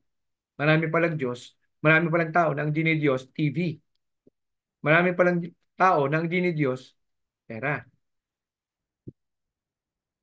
I want you to see this, mga kapatid, because these are the dirty play of the enemy. Makita niyo po sana yung karumihang ginagawa ng ating kalaban para gibain ng pamilya. Sa anong paraan? Lilibangin ka lang naman eh. Uy, sige, manood ka na lang ng Korean movie maghapon. Ha? Panoorin mo yung Netflix maghapon. Wag mo, maglaro ka na lang maghapon. Wag mo nang sundin yung magulang mo. Wag mo gawin yung dapat pagawa sa'yo. Yung mga dapat mong obligasyon. Wag mo na lang gawin. Sundin mo na lang yung gusto mong gawin. And you are off track. Ha? Kaya ka nawawala dun sa track mo. Kaya nawawala dun sa dapat mong daanan. You have to let it go. May panahon na ikay pwede maglaro. Pero habang ikaw ay umiidad, tandaan mo, hindi na laro ang buhay. Seryosohin mo na ang buhay kasi pag hindi mo sineryoso ang buhay, tandaan mo, if you fail to prepare, prepare to fail. Ulitin ko, if you fail to prepare, prepare to fail. Amen? Tama po ba? Ha? Na kung hindi mo na, ha? Amen? So ngayon, ito pa. Philippians 3:4, Philippians 3:14. I press toward the mark for the prize of the high calling of God in Christ Jesus. Pag sinabi natin press toward, meron kang alam na direksyong pupuntahan. Hindi ka basta pasulong lang. Meron kang naka-zero in ka doon. May mark, no? Meron kang susundang mark. May pattern. Kaya sabi dito, I press toward the mark for the prize of the high calling of God in Christ Jesus. Sa ano ka mang tinawag ng ating Panginoon? Maglingkod sa Kanya. Ito na. Yung binabanggit ko, zero in. Okay? Hindi ka pwedeng maglingkod, mga kapatid, na pachamba-chamba ka lang. Sige po, pag may time. Sige po, pag may ganito. Alam niyo po, hindi mauubos ang dahilan. Kung estudyante ka, halimbawa, hindi mauubos ang gagawin mo sa academics. I tell you. Every Saturday, every Friday, every Saturday, hindi po mauubos yung assignment. Until such time, you reach that consciousness that whether may assignment ako o wala, I'm not saying na ina-abandon nyo yung academic requirements. No. Ito nga yung panlansi ng kalaban. Eh. Bibigyan ka ng maraming ganyan. To the point na babaliwalain mo yung Diyos mo. Okay? Nakita niyo po yung maliwanag? Ha? Tama naman, may assignment ka, di ba? Pero ang tanong, isang linggo ka na nag-aaral. Sunday is worship day. Tapos ikakatwiran mo pa rin academics. Give time to your God. Kung gaano kanya pinapahalagahan, ibigay mo rin yung kahalagahan sa kanya. Alam niyo kaya mga bata, mga present generation, yung word na reciprocate, halos nawawala na. Pag sinabi natin reciprocate, ibabalik mo dapat yung iyong nakukuha. Nakakakuha ka ng pagmamahal sa magulang, ibalik mo yung pagmamahal. Nakita mo yung mga magulang mo nagtsatsaga para maibigay sa iyo kailangan mo, magtsaga ka rin para magawa mo naman yung dapat mong gawin sa pamamahay, makatulong sa magulang mo, maging makagaanan ka, hindi maging pabigat. Na pag ikaw ay lumalaki na dapat maging katulong ka na, katimbang ka na ng magulang mo. Hindi yung ilang taon ka na, alagain ka pa rin para ka pa rin elementary. At pag tiningnan mo long term, di po ba kayo, no? Tingnan niyo po ang generation, ha? Ito yung nakakatakot sa susunod na generasyon. Ito yung sinasabi na wala na silang affection sa parents, disrespectful, yung mga tao magiging mapagmahal sa sarili. Ito yun eh. End times. Hindi dahil yun ang nature nila, kundi dahil, no, hindi tayo nagsasalita. Dapat habang bata, mga bata. Kaya nga sabi sa Proverbs 22:6, mga kapatid. Sabi sa Proverbs 22:6, di ba? Train up a child. Hindi sinabing train up an adult. Ang sabi, train up a child. So, ibig sabihin, bata pa talaga. Itigil na natin yung katwiran natin. Bata pa yan, di pa niya naiintindihan. Stop it. You're not helping to build your children's future. You are the one contaminating your child's future. Akala nyo yung pangungunsinte at yung pagpapaubaya sa kanila na hindi matutumang ng obligasyon ay pagmamahal, no? Pag ikaw, ang effect sa bata, hindi mo siya napapatibay, hindi mo siya nasasanay sa obligasyon, sa responsibilidad, meaning, hindi siya prepared sa future niya, anong klase? You're destroying his future. You're destroying your children's future. Sana po maunawaan niyo po yun na may kaluwagan sa inyong mga puso. At tingin niyo sa Panginoon, paano kayo gagabayan. Dahil wala pong blueprint dyan. You really have to pray for God. Kailangan yung iluhod yan sa Panginoon. Kaya dapat ang bawat magulang, servant of the Lord. Gusto niyong pagpalain ng mga susunod niyong henerasyon? Maglingkod kayo sa Panginoon. At ang sabi ng ating mahal na pastor dyan, maglingkod kayo sa Panginoon na hindi ito obligasyon at responsibilidad. Tingnan niyo na ang paglilingkod sa Panginoon ay pribileyo ng bawat mananampalataya na tayo makapaglingkod sa Diyos na ating pinananampalatayan. Na nagkakaroon tayo ng privilege to serve our God. Kasi alam niyo po, maraming tao, may kakayanan naman maglingkod eh. Pero pinipili ang hindi maglingkod. Be ready. Be ready. Kung ikaw, magulang, may kakayanan ka maglingkod, hindi ka naglilingkod, ayaw mo sumunod, lakaran, ang ating sinasabi ng Panginoon, kapatid, don't wait na mararanasan nyo yung ginagawa natin sa ating Panginoon. Na yung ating ginagawa natin sa ating Panginoon ay ginagawa na sa ating mga anak. It's too late. Matinding kiskisan ang mararanasan natin. Amen? So dito, sa sinasabi natin, zero in with Christ. Sabi dito, focus on your Creator to recreate you and your future. Ready? Give up. Sabi, give up control. Ikaw ba yung tao na gusto mo lahat alam mo na nangyayari? Pwede naman yun eh. Pero talagang double effort siyang gagawin mo yan. Gusto mo yung dapat na desisyon na ng anak mo? Ito rin isang problema natin sa ating mga magulang eh. No? Turuan niyo po ang ating mga susunod na henerasyon. Makita niyo yung division na kung saan dapat turuan din natin silang magdesisyon. Hindi yung pati kulay ng damit na isusuot, 16 years old, 18 years old, ikaw pa rin ang namimili ng damit? Oh my goodness. Ha? Gusto mo pa rin i-cover yung mga bagay na dapat anak mo na ang nagdidesisyon. Yan ang problema po sa ating mga magulang. Gusto natin, ang treatment natin sa kanila, yung treatment natin nung elementary pa rin sila. Set boundaries, mga kapatid. Set boundaries. And for us, church leaders, pastors, seryosohin natin ang salita ng Panginoon. Dahil sabi, ang accountability natin ay doble. Huwag po tayong makontento dahil tayo binibigyan ng respect. Hindi yun eh. Yung respect kasi naandyan na yan pag nasa church ka. Pero ang tanong, may binibigay ka bang direksyon sa mga nasasakupan mo? Binibigay nila sa iyo yung respect.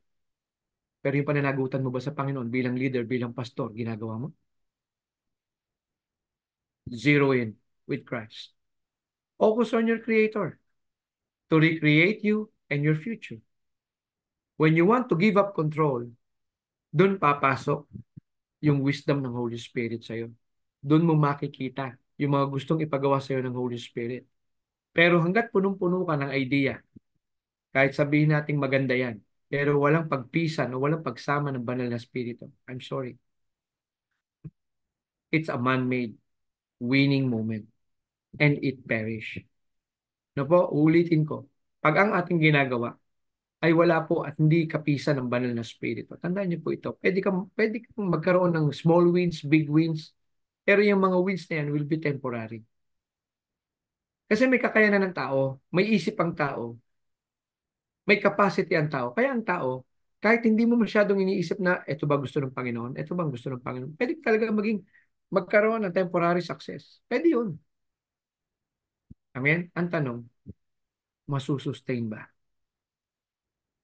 Or sometimes you have to redirect. Kailangan mo mag-redirect. Hallelujah. Praise God. No? And be freedom to do the will of God. Yun yung totoong esensya ng freedom. Yung freedom na sinasabi natin, yung kalayaan na sinasabi natin na gusto natin. Gusto mong ma-on track ka uli? Ha? May mga may mga meaning sa iyong isip na dapat mong i-realign. Sa Panginoon, ang freedom, ang liberty, sabi sa Biblia, when there is the Holy Spirit, there is freedom. Hindi sinabi sa Bible na when there is friends who teach you to tell a lie, who teach you to go away, who teach you to do things without permission, that's not freedom. Baka ngayon nyo lang maririnig to. That's slavery. Simple lang naman eh. Gusto nyo ma-determine ang totoong freedom? If what you're doing is giving you your acceleration in life, nabubuo ang relationship mo, nag-e-effort kang magkaroon ng relationship with your loved ones, ah? Not compromising, na-experience mo na pinagkakatiwalaan ka dahil napapatunayan mo yung stature mo, dahil ginagawa mo yung responsibility, that's true freedom. Pero pag ang ginagawa mo, gusto mo lang gawin yung gusto mo lang gawin yung ganito mo, walang pwedeng makailam sa'yo, hindi po freedom yun. Akala mo lang freedom, pero sa totoo lang, ikaw ay alipin ng yung gadget, alipin ng yung mga gustong gawin. And this should be an awakening to everybody, mga kapatid. True freedom is to do the will of God. Therefore, reaching forth unto those things that are before. Doon sa ipinapagawa ng Panginoon, mga kapatid, doon tayo mag-focus. Doon sa ipinapagawa ng Panginoon sa atin. Reaching forth unto those things that are before. Yung mga nangyari, tapos na yun. Let it go. Kung ano ba yung mga hurtings dyan, isuko mo na sa Panginoon. Kung may mga nakasakit sa'yo, patawarin mo na sila kahit hindi sila humingi ng tawad sa'yo. Tandaan nyo po, forgiveness is like a medicine. At every time you give, this forgiveness, sabi, forgiveness is like a medicine. Every time you give them away, it is you who become healed. Sa tuwing ikaw ay magbibigay ng kapatawaran tulad ng isang gamot,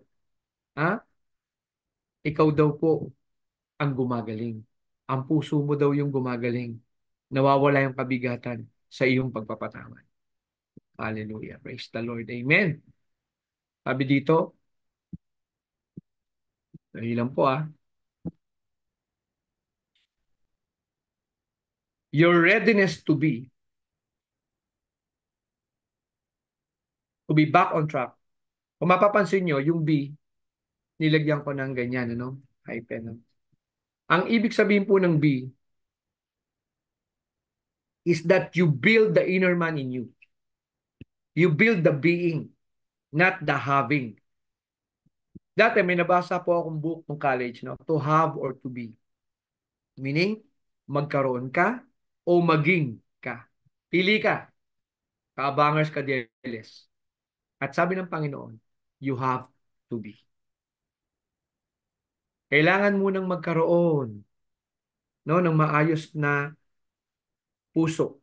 Suko na may puso na may pagsuko. Iniayos ka, no? Sabi sa Matthew 6:33, seek first the kingdom and all his righteousness. And everything and all of this will be added on to you. Kailangan muna maiayos yung iyong puso. Your readiness to be back on track is the being. Ano yung being? Being na ikaw ay totoong anak ng Diyos, being na ikaw ay ligtas. Anong sabihin ng being? Nasa loob ang pundasyon, mga kapatid. Wala sa panlabas. Hindi mo ipinakikita na ikay nagsisimba, na ikaw lang ay magaling pumustura.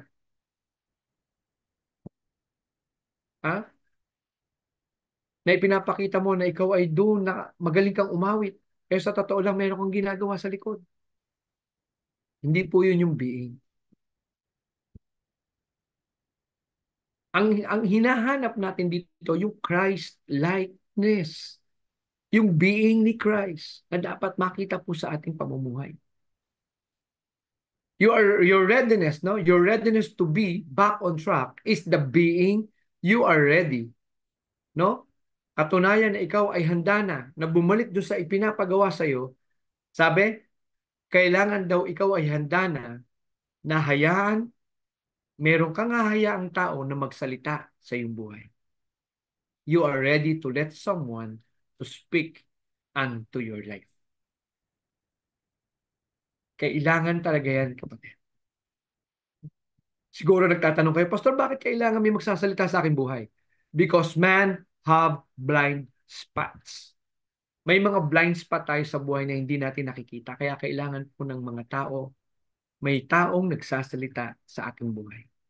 Meron tayong tao na kinakausap, may tao na meron tayong, basically, this is our spiritual parents na kailangan mong pagpasakupan. Hallelujah. Praise God. Amen? No? I am not sure, mga kapatid, ano po. Hindi ko po alam kung wala po talagang nagko-comment. Ha? No? Wala po ako nakikita. I'm not sure, ha? Try nyo lang po. I-try nyo lang po kung papasok. No po? Praise God. Hindi ko po alam kung sa akin or ano po, no? Now, sa Philippians 3:15, okay? Sabi po sa Philippians 3:15, let us therefore, as many as be perfect, be thus-minded. Ha? Ano ibig sabihin? And if in anything you be otherwise minded, kung meron ka mga bagay na gustong maintindihan, pero sabi, kakaiba o hindi mo maintindihan, ano sabi? Otherwise minded. Sabi, God shall reveal even this unto you. Magpakatatag ka lang, kapatid. Huwag mong bitawan ang iyong pananampalataya. At dadating ang panahon, ipapaunawa sa iyo. God shall reveal even this unto you. Hindi po kasi, mga kapatid, hindi po kasi tayo ang magdidetermine kung kailan ipapaunawa sa atin. Dapat po nating maunawaan yan bilang mga mananampalataya, even as leaders and pastors. Kailangan po nating idulog sa Panginoon, and we have, no? Of course, minsan, mga kapatid, syempre, meron naman tinatawag tayong common sense. Pag man naman, sinabi naman talaga na sinabi, oh, huwag kang papatay. Kailangan pa ba makarinig ka sa Panginoon na, oh, wag kang sinabi na yan, batas na yan. Pero pag meron kang gustong gawing desisyon na, walang pattern na binigay. Pero may pamantayan, walang pattern, but there is a standard. Ano yun? Go back to the Lord. Pray. Huwag mo siyang balikatin, kapatid. Tuhurin mo siya. Ha? Huwag mong balikatin, tuhurin mo siya. Ha? Ano ibig sabihin? Pray. Now, 3, mature with Christ. Sabi dito, submission to the Spirit. Ano yun? Isaiah 6:8, no? To spiritual maturity achieved by becoming more like Jesus Christ o Christ-likeness. At sabi saan? Sa Luke 23:46, ano sabi? Father, naalala niyo po yan sa Luke 23:46? You know, ito yung total submission, mga kapatid. Jesus Christ knew, at the age of 12 years old, alam ni Jesus Christ anong purpose niya sa buhay. When he answered to his parents, naalala nyo nung naiwan siya, 'di ba? 3 days siyang naiwan, binalikan siya ng kanyang mga magulang. O imagine niyo. Siguro kung kayo yung mga magulang nakapingot na kagad, no? Saan ka nang galing, anak? 'Di ba? Pero anong sagot ni Jesus Christ? Hindi niyo po ba alam na kailangan ko pong atupagin, ha? Ang ipinapagawa ng aking ama? Sa English, the business of my father. Ano 'yon? Maghayag ng salita. Amen? Sabihin sa mundo ang good ga ang magandang balita. Amen? Pero tingnan niyo po. Nagawa niya yung dapat niyang gawin. Listening, mahalaga to. Nagawa niya yung dapat gawin, pero nung dumating ang kanyang mga magulang, nagpakaanak siya. Ulitin ko. Nung dumating ang kanyang mga magulang, si Jose at si Maria, nagpakaanak siya. Sumama siya pa uwi. Amen? Sinabi ba doon na nakipaghilahan siya sa kanyang magulang? Hindi. Yan po yung mga kapatid, mga part ng spiritual maturity na kung saan alam mo kung paano mo paghihiwalayin yung mga bagay na pang ang tawag to, pangmundo at yung pang-spiritual, no? Yung mga panglabas, no, na kung saan halimbawa, gusto mong dalin yung posisyon mo sa corporate, gusto mong dalin sa loob ng church, hindi po pwede yun. Kaya dito mga kapatid, tingnan niyo po, Diyos ang ating Panginoong Hesukristo, tama po ba? Pero, nung time na siya ay nakapako na sa krus, lumabas ang kanyang pagkaanak. Diyos siya, pero lumabas ang kanyang pagkaanak. Ano sabi? Father, into your hands I commit my spirit. Hanggang sa kahuli-hulihan, pinakita ng ating Panginoong Hesus paano ang maging honorabling anak doon sa kanyang ama. Kaya mga nakikinig na mga anak, mga nakikinig na mga may problema sa ating magulang, kahit tayo, kung meron tayong problema sa ating magulang na ganitong edad na, mga kapatid, settle it. Settle it. It requires humbleness. It requires gentle in the spirit. Aminin natin, kung tayo nagkamali, wala nang paligoy-ligoy pa, nanay, tatay, patawarin mo ako. Mapa, sorry. For the longest time na ako'y kumikita, pakiramdam ko po ako na dapat ang masusunod sa pamamahay. Go back to your parents, ask forgiveness, pakipag-unite kayo. Yan po yung isa sa mga palatandaan na ikaw ay matured Christian na. Kaya mong tanggapin ang mga bagay na dapat mong ihingi ng tawad. May mga tao magaling lang sa verse pero napakataas ng pride. May mga tao sinasabi nila, wow, ang tindi-tindi sa mga verses, pero kung paano nila tratuhin ang mga mahal sa buhay nila, ang kapatid nila, magulang nila, parang ibang tao. Sakit pakinggan, pero totoo.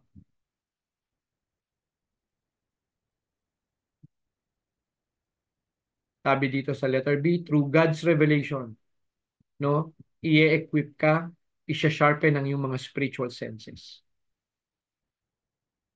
Ang nagmamature in the spirit, mga kapatid, pag nagbasa ka ng Bible, alam mo, alam mo in your spirit, may ibinibigay na word ang Panginoon sa iyo.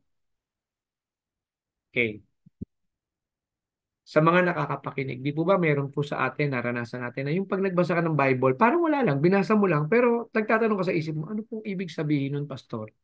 Bakit po parang wala po akong naiintindihan? Kung nandiyan ka sa stage na yan, ang advice ko sa'yo, just read. Kahit minsan di mo naintindihan, magbasa ka lang. Manalangin ka sa Panginoon, Lord, I want to understand.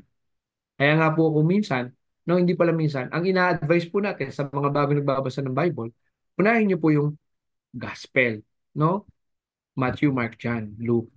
Unahin niyo lang po muna yan para po it's a daily life teaching. Mas nakaka-relate kayo kasi yung sinasabi po doon, daily life teaching. Pagka kasi binasa nyo kagad, James, no? Maturing in the spirit, paano pinapatibay yung church, hindi nyo po agad maunawaan yun. Or Revelation. Babasahin nyo agad yung Revelation, hindi nyo ma-appreciate yung Word of God.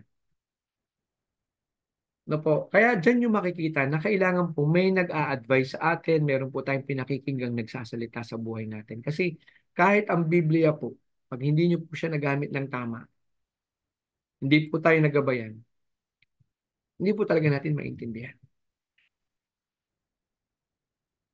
At kung meron tayong hindi maunawaan, mga kapatid, tanggapin natin sa ating sarili, Lord, hindi ko po naunawaan. Pero nais ko po maunawaan. Ang sabi kanina, God will reveal you these things. May panahon para i-reveal sa atin. Di po ba meron na tayong mga matagal na binabasang verse? Tapos dumating ang point na, ay, alam mo, Brad, ang tagal ko na binabasa itong verse na to, pero ngayon iba ang revelation sa akin. True, totoo po yun. Or, ilang beses mo na siyang binasa, ilang beses mo na siyang na-preach, pero nung unang revelation, iba ang revelation sa'yo sa ganitong verse. Bakit ngayon iba ang revelation ngayong verse? Ngayong pagkakataon nito. The same verse, different revelation. Pwede po rin mangyari yun. Hallelujah, mga kapatid. At sabi po sa Galatians 5:16, na po, yun daw pong precept, yung ating kaisipan, ang sabi, walk in the Spirit. Paano mo masasabi na you are walking in the Spirit? Number one, nakalagay na dyan, dissatisfy the flesh. Huwag mong isatisfy yung gusto ng flesh. Sa umaga, gusto ng flesh, huwag bumangon. Gusto ng flesh, matulog. Pero ang sabi, if you walk in the Spirit, kailangan mong paghandaan para hindi ka mahirapang gumising sa umaga, disiplinahin mo ang sarili mo. Kaya nga may order eh. 'Di ba? May word na order.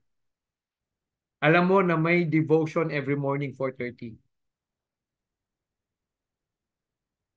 Amen? You know that there is devotion at alam mo ito is spiritual discipline. My question is, bakit ka nakakatagal na hindi uma-attend sa devotion every 4:30 at nag-e-enjoy ka sa Christian life mo? Tell me, how is that so? Mga kapatid, mga minamahal, ang gusto kong ma-realize nyo is not that you are being pressured or commanded to attend. No. Gusto kong maunawaan nyo. Tanungin nyo po ang inyong mga sarili, Lord, bakit nga po? No? Pag po ako magpupuyat sa gabi, manonood ng TV, kaya ko. Pero bakit po pagbabangon sa madaling araw para kayo ay makatagpo sa panalangin, ba't hindi ko po kayang gawin? Diyan nyo i-focus. Don't be like this world na ang laro manisi. Go back to yourself. Ask yourself, Lord, bakit nga po? Simple lang ang sasagot sa iyo ng Panginoon. Dalawa lang naman yan. It's either process o yung discipline mo o ikaw mismo. Wala kang ibang sisisiin dyan. Paano mo pinapalakad ang buhay mo at paano ka nagdedesisyon. Yan yun. Ha? Pwede mo bang sisihin ang kapitbahay mo? Kung bakit? No, this is just an example mga kapatid. Ha? Kasi sabi sa Biblia, di ba? Kung kanino ka nagpapaalipin, yun ang dinidiyos mo.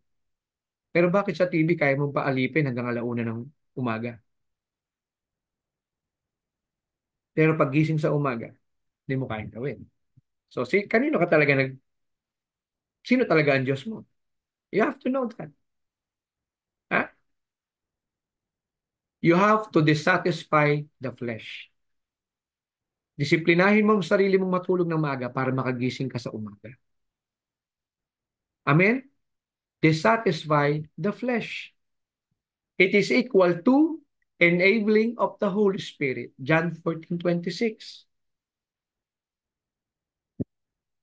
Ano yung sabi sa John 14:26? I will send you a comforter which is the Holy Ghost. And He will teach you all things. Ituturo sa iyo ang mga bagay. Ituturo sa iyo ang lahat ng bagay. Pati yung kung paano mo ko kontrolin yung flesh. Hallelujah. Praise God. Mga kapatid, open your heart. Ask the Lord for wisdom. Ma-challenge tayo. Ito yung sinasabi dun sa James 2:17. Sinasabi natin, di ba? Faith without work is dead. Sinasabi natin, na tayo. Tandaan niyo po ito. Prayer is the barometer of your faith. Diyan mo masasabi kung nasaan ang faith mo. Kung mainit ba ang faith mo, maligamgam, malamig, mainit. Kung ikaw ay mainit sa pananalangin, it's an indicator that your faith is stable. Pero pag ikaw, binabaliwala mo ang pananalangin, ikaw at ang Panginoon niya. Kapatid. Pero pag tinignan niyo po ang great man of the Bible, they were blessed, ah? They will become great not because of their talent, but because they know how to pray to the Lord. They know how to kneel down to the Lord. Alam nila kung paano sila haharap sa Panginoon nila. Not on their convenient time. Even Jesus Christ, pag binasa niyo sa Luke, tumataka si Jesus Christ. Madaling araw pa lang, sabi, takip, yung madaling araw, madilim pa, bumabangon na siya, pupunta siya sa lugar na ilang at doon siya magpe-pray.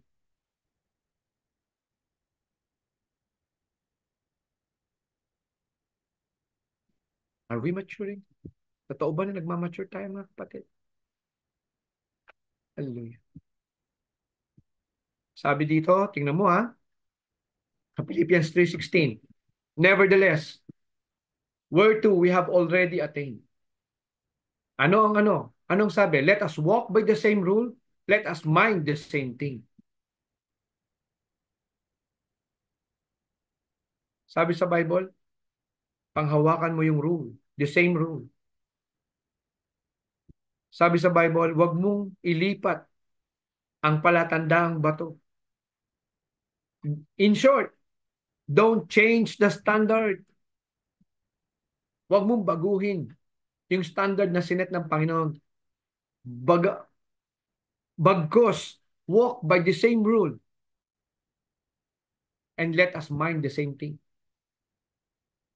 Yung let us mind the same thing, focus. Focus kung anong pinapagawa ng Panginoon. Focus unto Jesus. Focus on His Word. Ready? Bakit po kaya marami pa rin Kristiyano na pag ang usapan ay Bible study o prayer o devotion, maganit. Pero pag ang usapan a-attend ng party, a-attend ng birthday party, o a-attend ng fellowship, ang bilis. Hindi po napapansin? Kapatid, let's mature in the Spirit.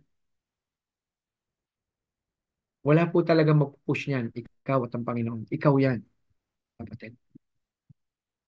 Ikaw po magsasabi sa sarili mo, I want to change.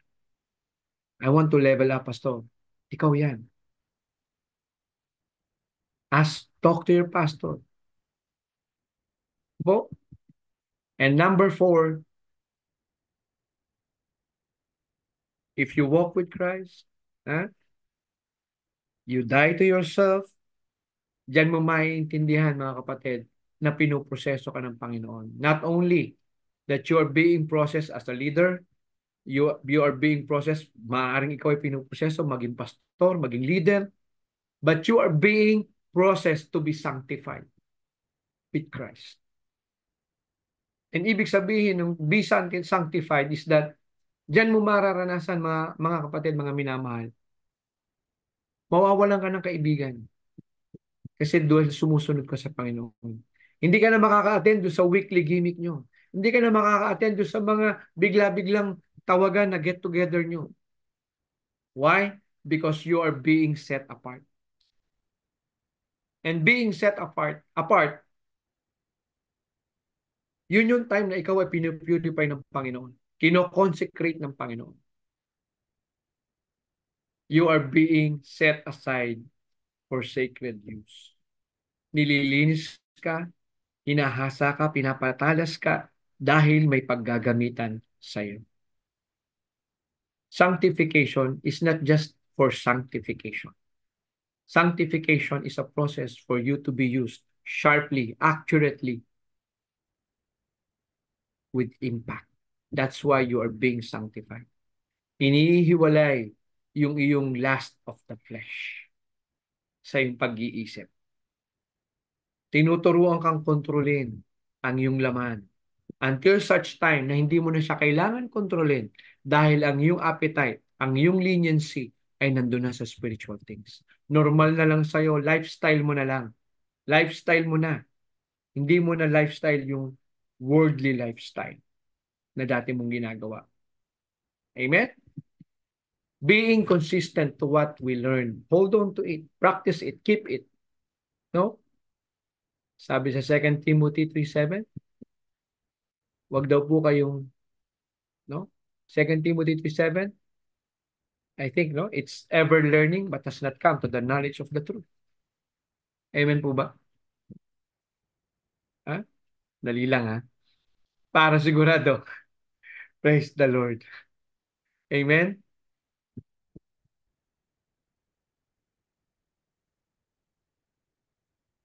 Hallelujah. So mga kapatid, yan po yung mga bagay na kailangan nating maging bukas sa ating mga isip.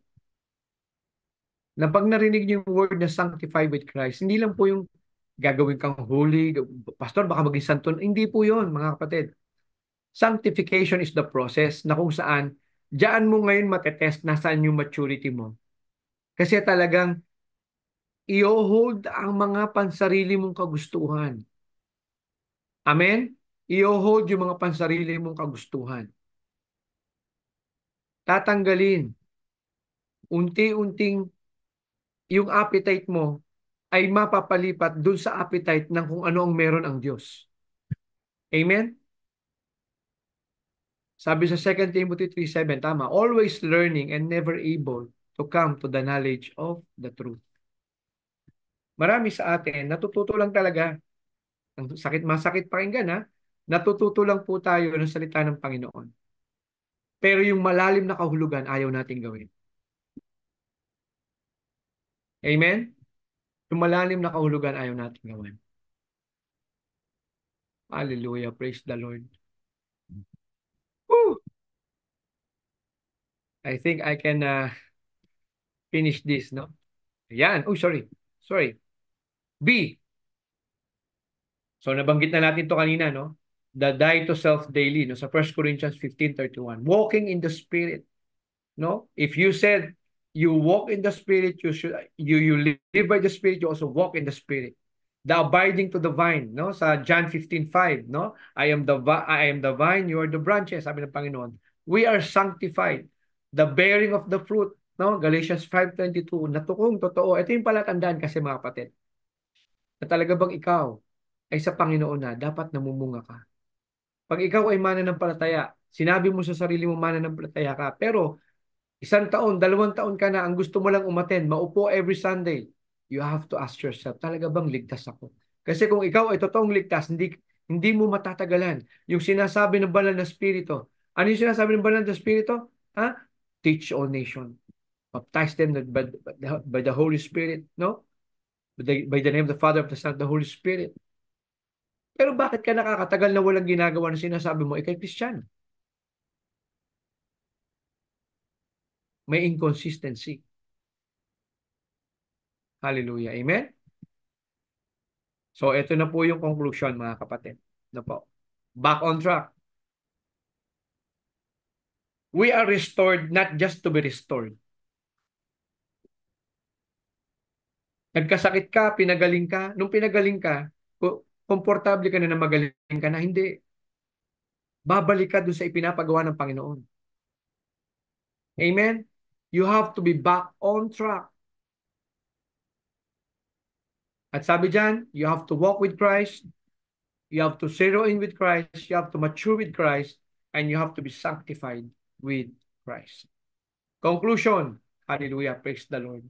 Narinig mo ng lahat, mga kapatid. Palagi kang umaattend ng training. Nagbabasa ka ng maraming libro. Kasama na po yung ating mga kaibigan dyan, no? Kaibigan at mga minamahal na mga invited guests. No po? Pero ang ating tanong, mga kapatid, bakit hindi makausad ang ating buhay? Sabi sa 1 Peter 1:13, wala kasi tayong ginagawa. Hindi natin pine-prepare ang ating sarili. Sabi dito, so prepare your minds for action. Kung sabi sa'yo, teach all nation, ask yourself, read the Bible, magtanong ka sa mga pastor, sumama ka sa mga gawain, sumama ka sa soul winning. That's the time you are preparing yourself. Hindi mo man kabisado yung mga verses na sinasabi pag soul winning, mas madali mo makakabisado yan pag naririnig mong may nagso-soul winning at nandun ka sa tabi na nagso-soul winning. Ang inyong lingkod, dyan lang din po nag-umpisa, mga kapatid. Prepare your minds for action. Be completely sober in spirit. Ano ibig sabihin ng be sober in spirit? Be steadfast. Be self-disciplined. Spiritually and morally alert. Kung ano yung mga kailangan mong gawin, may nakatingin o wala, do it. Kung anong tama, yun ang gawin mo. Huwag kang maging pleaser ng tao. Fix your hope completely on the grace of God. Fix your hope. Lord, I've done everything. Panginoon, gagawin ko to. Yung iba po, pinagkakatiwala ko na sa iyo, Panginoon. Samahan mo ako sa lahat ng aking gagawin. That is coming to you when Jesus Christ is revealed. Yan daw pong pag-uugali na yan ay maa-acquire mo kapag totoong na-reveal na sa iyo ang ating Panginoong Jesucristo. Palagi kang sasangguni sa Kanya. Palagi kang parang usa na gustong uminom dun sa batis. Hinahanap mo yung salita ng Diyos. Hinahanap mo yung palaging paano ka matututo, paano ka makakausad sa salita ng Panginoon. Yun ang gusto mo mangyari. Kung totoong ikaw ay na-restore, hahanapin mo ang salita ng Diyos. And the word of the Lord will keep you back on track. Maraming salamat po, mga kapatid, mga kaibigan. Muli, ito po si Pastor Walter Faustino. Salamat po sa salita ng Panginoon. Tayo po'y manalangin. Father God, once again, you revealed your word. Once again, Panginoon, ang iyong kadakilaan, ang iyong pangunawa, Lord, ay aming nakita sa aming mga buhay. Ang aming dalangin, Panginoon, sa lahat ng aming narinig. I-preserve mo po ito sa aming mga puso. And Lord, nais po naming malakaran ito sa aming mga buhay. Sabi mo nga sa iyong salita, prepare your mind to action.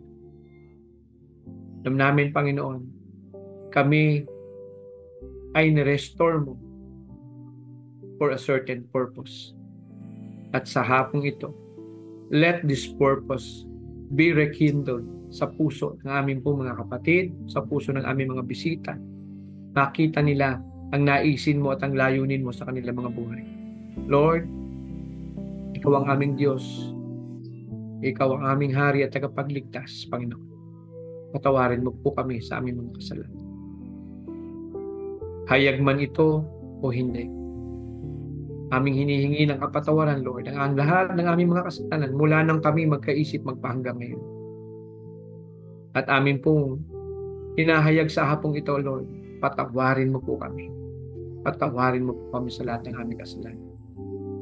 Sa aming mga puso, Panginoong Hesus, ikaw ay aming tinatanggap bilang Diyos, Hari at Tagapagligtas. Mga kapatid, kung ito po ay dinasal nyo sa inyong mga puso, sabi ng Panginoon, whoever believe it, the Son of Man, kailanman ay hindi na siya mapapahamak. Because siya ay magkakaroon ng buhay na walang hanggan. Lord, dakilain mo po, Panginoon. Basbasan mo po, Panginoon, ang lahat ng nakapakinig sa iyong salita sa hapong ito. Search their hearts. Search our hearts, O Lord. At sa iyong platform na ito, Daily Life Sharing, Panginoon, kayo po ang patuloy na magbigay ng kalakasan, Lord, sa iyong mga anak na ginagamit. Kay Gab, kay JP, kay Ria, kay Pat, O Lord, at sa lahat po, kay Dash, sa lahat po na involved sa iyong platform na ito, sa Daily Life Sharing, sa mga pastors and mga bishops na magpa-participate, O Lord. Panginoon, pag-isahin mo, patuloy mong pag-isahin at pagbuklodin ang aming mga puso sa iisang layunin to advance the kingdom. Lord, marami pong salamat. Sa ilaman po ang napakataas na papuri at pasasalamat sa tanging pangalan ng iyong bugtong na anak na aming Panginoon na si Jesucristo. Ang lahat ay magsabi na Amen and Amen and Amen. Hallelujah. Salamat mga kapatid. Ito po si Pastor Walter Faustino. Magkita-kita po tayo ulit bukas alas 2 ng hapon. Ano po? At isa na naman pong segment ang ating matutunghayan. Pagpalain po tayong lahat. Ano po? Iniiwan po namin ang kapayapaan ng ating Panginoon, katatagan sa ating mga puso. God bless you all.